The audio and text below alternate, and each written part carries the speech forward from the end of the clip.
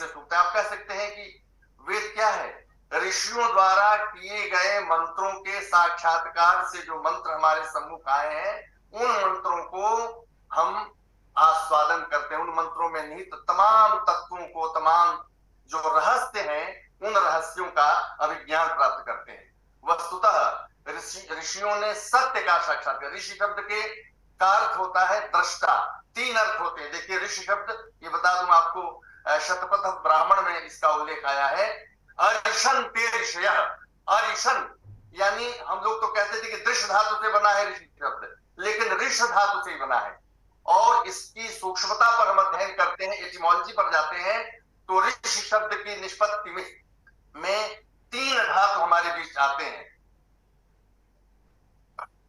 पहला है ऋष धातु, दूसरा है दृश्य धातु, और तीसरा है स्मृ धातु। स्मृ का भी वर्णन व्यत्यय आदि करके ऋषि शब्द की निष्पत्ति होती है। तो जब ऋष, दृश्य और स्मृ ये तीन धातु होते हैं, तो इनका अर्थ क्या होगा? तीनों को मिलाकर के कैसे ऋषि बनेगा? तो तीन ज्ञान की अवस्थाओं के तीन स्वरूप को ये तीनों धातु निर्दिष्ट करते हैं। तीनों धातुओं से बना हुआ ऋषि शब्द तीन प्रकार के ज्ञान को, तीन प्रकार की ज्ञान की अवस्था को द्योतित करता है। पहली अवस्था जो ऋषि धातु वाली है, वह उससे ये ज्ञात होता है कि ऋषियों को जगत के आदि कारण का ज्ञान हुआ। ये ऋषि धातु से पता चलता है। और दृश्य धातु का जब हम प्रयोग करते हैं, तो उसका तात्पर्य होता है कि हमारे जो ऋषि थे, उनमें अंतर्निहित जो भूतकालिक ज्ञान है, वो सारा का सारा भूतकालिक ज्ञान उनमें समाविष्ट है। ये दृश्य धातु से बने हुए ऋषि शब्द में प्रतीत होता है। और जब हम स्मृ धातु का, स्मृ में स्मरण किसका करते हैं? जो हो गया रहता है। तो जिस ज्ञान को उन्होंने धारित किया है, जिस ज्ञान का उन्होंने दर्शन किया है, वह ज्ञान स्मरण के रूप में उनके पास सदैव उपस्थित है। तो इस प्रकार ऋष, दृश्य और स्मृ ये तीनों के तीनों स्वरूप हमारे सामने आते हैं।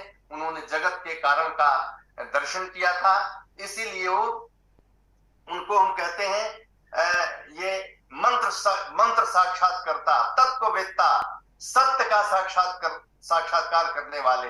लेकिन बंधु, आप जानते हैं कि जो वेद में मंत्र हैं वो छंदोबद्ध है, बिना छंद के नहीं। तो जब छंदो विधान की बात हमारे सामने आती है, जब छंदोबद्धता की बात हमारे सामने आती है, तो काव्यत्व तो अपने आप आ जाएगा। क्योंकि छंदोबद्ध जो होगा वो काव्य होगा। छंदोबद्ध इसकी पहली शर्त होती है काव्यत्व की। तो गद्य काव्य की बात नहीं कर रहा हूं मैं, पद्य काव्य की दृष्टि से बात कर रहा हूं। और जैसे यजुषित्या जो गद्यात्मक भाग, उनका भी इसी में कहीं न कहीं अध्याहार होगा। तो अब उनको हम कह सकते हैं, अगर एक जैसे वेद को काव्य का विधान अगर दिया जाए, तो आपाततः हमें लगता है